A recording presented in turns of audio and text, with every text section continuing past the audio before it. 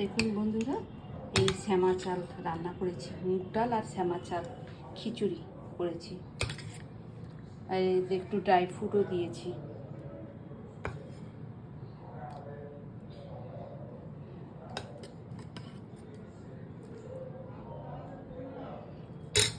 এরপরে আছে এই যে মাশরুম,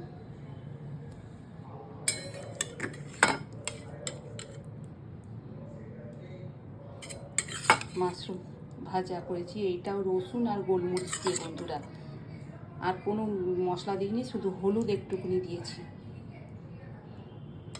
আর একটা জিনিস, এই যে আচার, একটু স্পাইসি আমের আচার, শুকনো লঙ্কা দিয়ে।